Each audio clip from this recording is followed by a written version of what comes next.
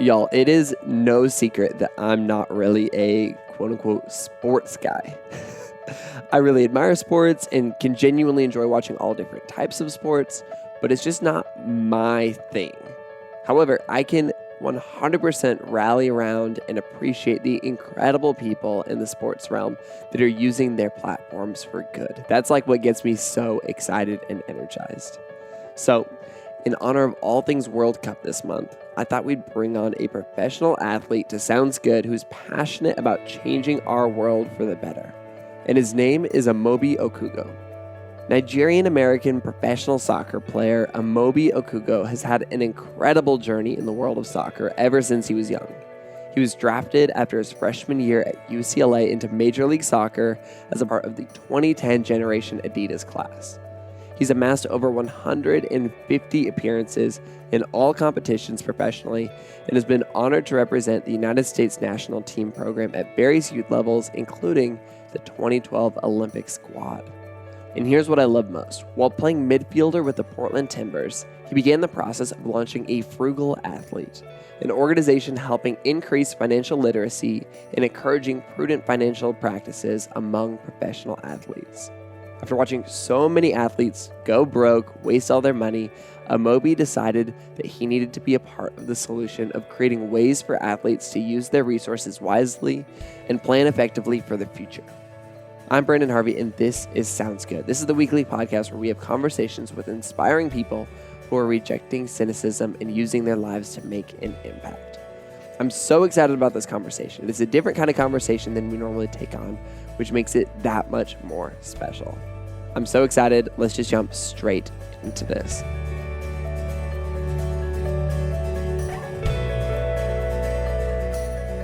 I just want to start off by saying thank you so much for taking a break from watching the World Cup to talk today, man. I know that we're just getting started with the World Cup right now, so this is a big deal. Oh, no, thank you for having me. No, it was actually perfect. We scheduled it at the right time, the podcast right when the World Cup's ending. I mean, you were the one who scheduled it, so I like that you were thinking through this. You're like, okay, when does the game end? What time can we start this podcast? Yeah, because I always feel bad, if you're like doing a podcast and like, someone's doing something, and easily, like as a host, I'm sure you have experience where you can sense the person you're interviewing, they're like doing something else. So I didn't want to be rude. In the back of your mind, though, you were kind of thinking, I might have to turn this game on mute behind this conversation. Exactly. I already have mute, phones on silent, everything's set up. So I'm not being a distraction. So funny. Well, I'm honored, man. And as a professional soccer player, I would imagine that this whole month, it's kind of hard to schedule things just because it's filled with World Cup stuff. Exactly. And especially being on the West Coast right now. Oh, yeah, man. 3 o'clock, 5 o'clock showings, it's just... You just have to stay up. You're like a night owl. Oh, man. When did you get started playing soccer? Because for me, this is actually the very first World Cup where I've actually kind of been trying to pay attention. I have almost no soccer experience in my life, and I don't know why. It was just maybe the people in my life never played, never watched. When did your love for soccer begin? So it was like born in me. Both of my parents are Nigerian. I'm first generation Nigerian American. So before I could even walk, I was, my parents would take me to the park, specifically my dad, and we'd go out with the ball, and he would just play with me in the park until it was time to go, or until I cried that I was tired of going inside. That's amazing. And then, I remember watching games with my parents and my uncles, especially when I was younger, because in the 94 World Cup, it was hosted in the United States. Nigeria was in it. 96 Olympics hosted in the United States. Nigeria ended up winning it. So growing up, that was kind of what sparked me to finally get into soccer. And then I played for my school team, and then from there, just kept moving up.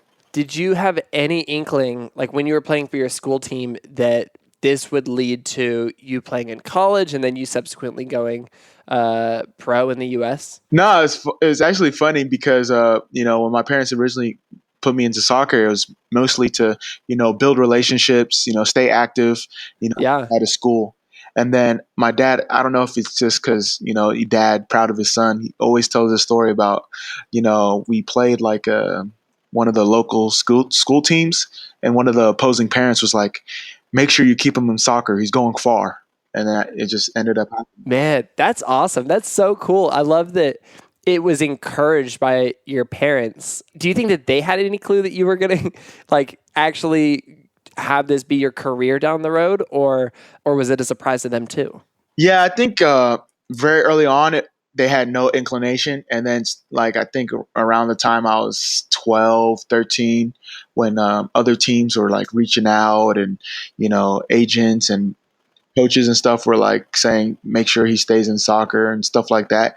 They had an inclination that at the very least he can get a college scholarship, and then from there it just got to count my blessings because I was able to use soccer and end up making it to the professional ranks. Man, that's wild. Okay, so first of all, that's crazy that you had like agents coming up to you at such a young age. But then it's wild that you got to use that to go to college. Did you have your pick of colleges, or was there one that just like really stood out in what they offered you and just kind of how their team was? Yeah, so it's crazy. I didn't even give you like the full like backstory. So Oh yeah, bring it. when I was in high school, my sophomore year, I got invited to the residency program. And basically, the residency program is the under 17 U.S. national team program for the top 40 high school kids that play soccer. It's basically like a boarding school.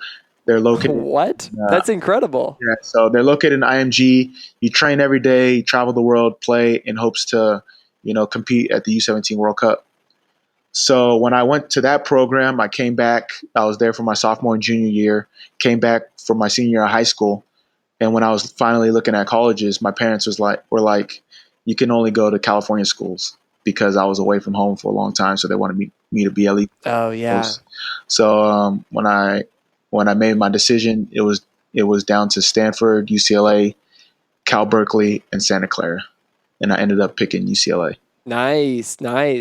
And then did you go all the way through college, or at one point did you jump out and go pro? I left UCLA after my freshman year and entered the draft, but I was able to take classes still, not through UCLA because I left so early, but I was able to take classes through some other programs. And I ended up just graduating last December from university. Oh wow, man! Congratulations, that's awesome. Way to get it done. Oh, thank you. It was the only way I was allowed to leave school early if I had to promise. That's funny. By your parents? Yeah, I had to promise my parents I was going to finish. Is it pretty normal for players, kind of your caliber to leave college early in the world of soccer? That rarely happens in basketball and other things, right? But soccer, is that different, or were you unique? I would say unique, but not really at the same time because a lot of players at that level, they don't even go to college. They start, a lot of people have made their debuts when they're 16, 17. I think my parents were really big on education. So I at least had to test the waters in college. And I'm very grateful for that, to be able to, go to UCLA and experience that college student athlete life. But especially in soccer on the world stage, a lot of guys, I would be considered making my debut like old because a lot of guys 15, 16, 17 are already in the professional ranks. Wow, that's so, I'm like learning all of this right now. This is so fascinating. And so you entered the draft. Who did you end up with immediately? So I got drafted to Philadelphia Union. Oh, cool. That's awesome. And you were somewhere for a good amount of time. Is that where you were for a long time? Yeah, so Philadelphia, that was the team I started with. I was there for 5 years. Oh, dang, that's awesome. And so you were what, 20 to 25? No, so I was 18 to 24. Dang, dude, that's wild. You're young. And so you're playing soccer for your career. Tell me a little bit about what that's like to spend your life, getting to make money doing this sport you've been playing for years and years and years. Yeah, it's really crazy when you think about it because, like we talked about earlier, growing up playing soccer for fun, playing it just to stay active, build relationships. And then obviously there's this point when it starts getting competitive. And then now it's a whole different level. Like it's competitive, it's not only competitive, but now you're making money. So it's like a job. Yeah. You're not just competing with your age mates, you're competing with veterans, people that have families, people that are trying to put food on the table. So there's a whole different dynamic to it. And when I was originally drafted, just that shock of all right, this is like a job now. It's not just competitive sports. It's actually like a job. You're going to get paid for it. And depending on your performance, you can get paid a lot more or a lot less. So it's just, it really changed things and put everything into perspective. But at the end of the day, to be able to play soccer and make money at the same time is a blessing. I just wanted to take a quick break from this conversation to tell you about the sponsor of this week's episode of Sounds Good, Hover. Hover is the company that makes it easy to buy a domain name for your big idea. And I want to talk for a minute about their customer service because it is top notch and I have a real life story to prove it. Okay, so a few years ago, I was in New Zealand with my wife. We were on vacation and all of a sudden I started getting all these emails from Amazon, eBay, social networks, basically all saying that I was doing things that I wasn't. Big purchases, attempts to change my email addresses, all kinds of stuff. I was being hacked everywhere. So I immediately went to the public library where I knew there'd be Wi-Fi and I could hang out for a bit. And I tried my best. I tried frantically to get all my websites and passwords and emails back under control, all while it was the middle of the night in the United States. And long story short, it turns out that all my passwords were a little bit too similar and one of my accounts got hacked and then the hacker got access to everything and it was 100% my fault. But all that to say, one of the things that was hacked was my website. The hacker took down BrandenHarvey.com and put up, without getting into too much detail with this, a very spammy site displays. You guys, it was so bad. And it was just bad. Honestly, probably the worst thing that could have happened. And it was the worst time that it could have happened because I just released a brand new project. I'd gotten some recent press that linked to my website, and I knew that people would be clicking. So I immediately contacted Hover's exceptional customer service team and explained the entire situation, and they were amazing. They were incredibly empathetic while also being incredibly secure. They got my website back up within an email or two, which was incredible, but to make sure that I wasn't another hacker or something like that, they told me that they were going to lock down my website until I got back to the United States and could verify my identity. And I actually really appreciated that. They totally knew that I couldn't have that terrible, awful website up on my site, but they also wanted to put my security above everything else. And after all of that, they also helped me make sure that I was more secure from there on out, which was so helpful and very appreciated. And so here's the deal. If you have an idea that you care about, you should buy a domain name from someone you can trust. And Hover is the best way to go. I know from personal experience. For listeners of Sounds Good, Hover is offering 10% off your first purchase when you visit hover.com/soundsgood. Go to hover.com/soundsgood today to save 10% on your domain name and to help support this podcast. Hover, making it easy to bring your passions and ideas to life and keep you secure and sane while you're in New Zealand on a vacation. Okay, now back to the rest of this conversation.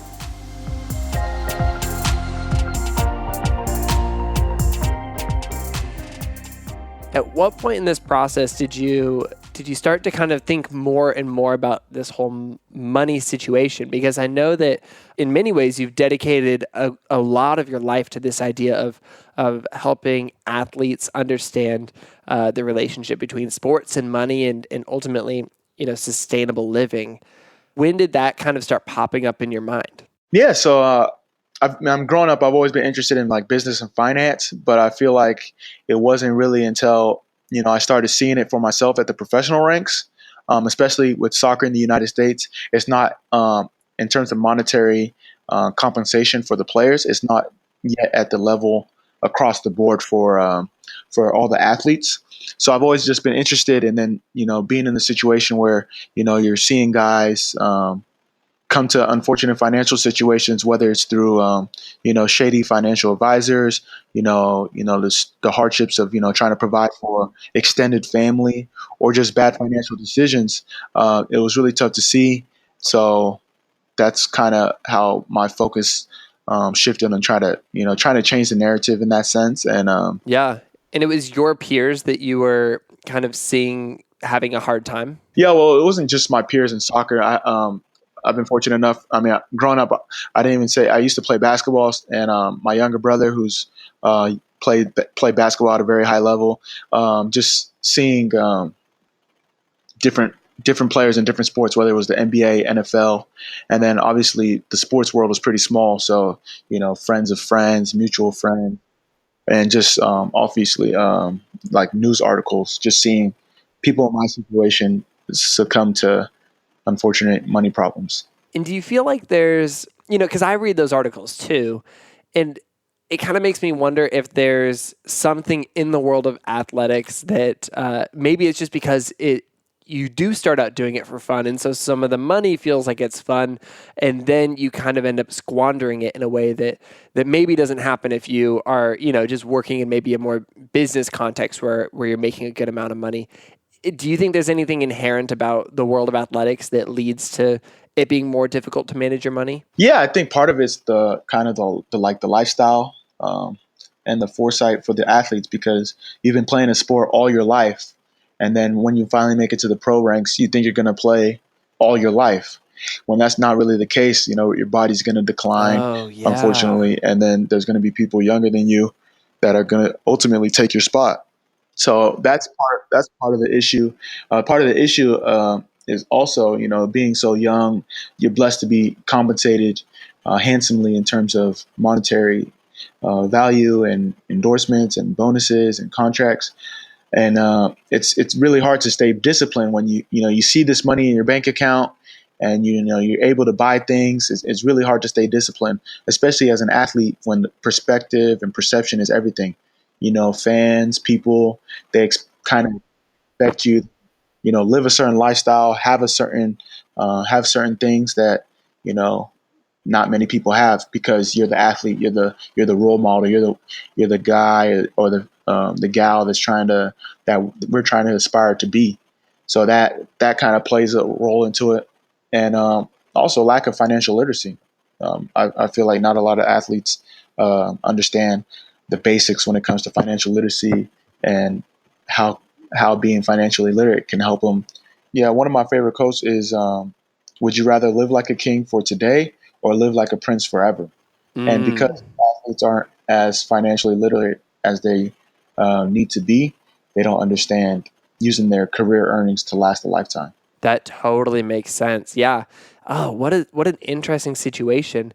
And so you set out to basically create a tool, create a resource for, your colleagues, your fellow athletes who were having a hard time. Tell me a little bit more about what you started. Yeah, so I started A Frugal Athlete. A Frugal Athlete is basically to promote financial literacy and share prudent financial practices and career decisions for professional athletes and student athletes. And by that, because athletes are natural trendsetters for the community, kind of create this atmosphere where we can share it's okay to be frugal, it's okay to be smart with your finances, and promote a frugal, prudent financial atmosphere. Tell me about kind of how, like, what were the early days of putting this online? Was it just, a blog and you were writing things here and there? Or, what did it look like when you first brought this thing to life? Oh, yeah. I quickly found a newfound respect for, entrepreneurs and bloggers and podcasters, because I didn't know how much work it went into starting something like this. Love it. So when I started A Frugal Athlete, it was really literally just Squarespace, created the blog, and then I got like 10 blogs together and I posted them all within like 2 weeks. And then after that, I was like, oh wait, I need to be more consistent. So I was struggling like the first 3 months of how I was going about it, and then really about like a year ago, almost a year ago, a little over a year ago, I really changed how I approached the situation and how to build consistent content, how to build consistent strategies in different segments to keep the audience and keep the content going. So it's been a learning process, but it's been fun at the same time. That's cool, man. I love that it started off with just like, okay, I've got this idea, and if I just put it out there, it's gonna work. And then you kind of hit this wall, like where you're like, I hit the wall so quick. I feel like everybody who has an idea, who has a dream, that's exactly what happens. And I think that that's normal and so healthy and so good to basically be like, I have this thing, it has to be out in the world, like it's burning up inside of me. And then you get stuck on like the technical stuff, but it's like a great humbling thing. And it's so good hearing that like that's how you felt too. Oh my gosh. Yeah, I think you're exactly right. I think the most important thing is just to start, and then you can figure out the rest Yes. later. Because if you wait until it's perfect to start, that's when someone else takes your idea or something. So, I think you're exactly right. Yeah, man, there's this quote from a guy named John Acuff. He's an author, and he says, 90% finished and out in the world is better than 100% perfect and stuck in your head. And I love this concept because it reminds me that even though the things that I want to put out in the world aren't perfect, they're not exactly how I want them. If I just waited until they were perfect, they would probably never get to make it out into the world. And so put it out there, and then you can always make things better. You can improve them, but you can make an impact without even having it at perfection yet. Yeah, you're definitely gonna have to send me that quote after we get off. Yeah, After, I got you, man. that's a great quote. Good, man. I I feel like you love yourself some quotes too. I was like looking through your site and stuff. I feel like quotes are where it's at. Oh yeah, definitely. Because it's I feel like it's tangible. You've heard it from someone that's a credible person that said that. So yeah, I love a good quote when I can find one. So tell me a little bit about, the content that you're sharing and how that's been impacting athletes around you, because I'm sure that you're hearing back from people being like, man, I followed that advice and you just saved me, a lot of money or a lot of time or a lot of energy or even relationships. Like what kind of feedback are you getting from people, and what are some of the practical things that people are connecting with? Yeah, so far it's been great to see such positive feedback, especially because athletes, there's not just one level of athlete. Not everyone's going to be like LeBron James or Tom Brady. So the athletes that may you know have to worry about getting a second job when their career is over, they really kind of gravitate towards a frugal athlete just by sharing simple information or just helping them kind of flip a switch. Has been really gratifying to see. Get a text message and say, "Oh, yo, thanks for that article," because now I was like thinking of something along those lines. Now I got some information. I'm going to take it to my personal financial advisor and see how we're going to approach it. Or just like different things where like the jock tax for a student athlete that's thinking about going pro and understanding that maybe I would rather play in Texas than California because Texas has no state income tax rather than California that has one of the highest tax states. So just different information that we're giving to the professional athletes, student athletes coming up to help kind of shift their mindset and give them examples of other athletes that have showcased what it means or how to be a frugal athlete and have been successful long after their careers are over. I think what I connect with the most with this is the fact that this is such a unique situation for you to be in. Like I could not start A Frugal Athlete. If I started it, it wouldn't make any sense. I don't have, first of all, any athletic skills, let alone any experience in the professional athletics world. Like, there's a lot of people in the world who could not start this thing, but you, with your unique passions and abilities and relationships, you were able to make the choice to create this tool that helps people in a similar situation to you. And like that's what fires me up most in the world is seeing people, take a step towards something that only they could do. That's so unique to their lived experience. I don't know. It's energizing for me. It's really cool. Yeah, I think you touch on a great point. Just people, there's a role for everybody in this world. You have a specific niche that can relate to a lot of different people. It's all about, like you said, making an impact and doing something good with those skill sets and characteristics that you have. Tell me a little bit more about, what's going on in the world of sports for you right now. What are you looking forward to? What's going on in your current state, outside of just A Frugal Athlete? Yeah, so right now the World Cup started, so I'm hoping Nigeria, unfortunately USA didn't qualify, but I'm hoping Nigeria can at least make the quarterfinals. NBA Finals just ended, unfortunately. Hoping LeBron can find a way to go to the Lakers. Besides that, I'm currently a free agent, so just trying to stay fit, stay ready. Hopefully, some things will happen in the near future as the transfer window opens up. But besides that, really just soccer, A Frugal Athlete, and then some other like mini little endeavors there, but nothing too crazy. I guess that kind of leads to me to ask, like, where do you think that you're going to be in 10 years? It sounds like you've got a great head on your shoulders as far as like, okay, what's the realistic lifespan for athletics? What's the realistic lifespan for, anything in the world of sports? You've got this thing that you started, A Frugal Athlete. Where do you see yourself kind of going down the road? Yeah, I mean, if I'm playing in 10 years, someone needs to sit me down and say I it's love over. that Amobi came back to this I idea. don't see myself of playing it for another starting 10 something years. that you're passionate about. Ideally, He's I currently want to living have. out that advice in a very I want to real, be very heavily practical involved way. in sports He told business, me whether right it's after we finished up recording, continue to build out a that frugal he athlete. just My started vision a for myself is foundation. that I'm It's going to called be Okugo, involved in a which is management a play consulting off his company last with an name. emphasis on His sports. foundation's mission Sports is to business. help children I from really low-income like backgrounds to unearth their like a front talents office and role that passions deals to with this build a better specific life, sports not only team, for themselves, but whether it's for the their general families and their manager or communities. How president incredible of is that? business And he just, operations, he something in doesn't that have all the role where it's pieces tied together. to He doesn't sports know business. exactly So how hopefully you go I'm through the I'm doing the process of starting a groundwork right foundation, but now, he's just trying to make taking sure steps towards making it if happen. I Because really he want to believes pursue that that it path, matters, and I at least I have do too. the pathway You to can do it. learn more about the That's foundation amazing, man. and everything That's else really that cool. Amobi's I up love to that at you've been laying the groundwork for that. And again, and while you're at if it, you make go sure down that you that follow route, that's Amobi something across where social you're just media so and check out uniquely his qualified for organization, that A Frugal based off of Athlete. your experience He as an also just athlete, launched a working in brand the new business podcast world, for A Frugal Athlete with that all of is these passions and absolutely worth interests. checking out. And so it If you're new to sounds, Sounds Good, like you're we just would continuing to love follow for you to down stick around, this listen to path some more that's uniquely episodes. yours. If you enjoyed thank this you so much. conversation, you would I want to wrap also up love by my asking, conversation with for NFL people who are player listening to this and David they're Nelson interested in and starting social something of their entrepreneur own, they're and fellow interested in Portlander, Justin bringing something to Zarate. life, and You can find both of these it's episodes and uniquely more than them. 100 It's uniquely other something episodes that by they searching feel for Sounds Good passionate about. wherever What would you listen recommend to to somebody podcasts. who wants This to just podcast dive was in and created by make this me, thing Branden happen? Harvey, is I a think we part spoke of on it Good, earlier. Good, Just Good, a start. community that believes in Because the power of you can celebrating wait good until news you have to get and the regular becoming good permits news. and business Chad Michael licenses and Snavely and the stuff. team at CM But Studio edit just and mix the start.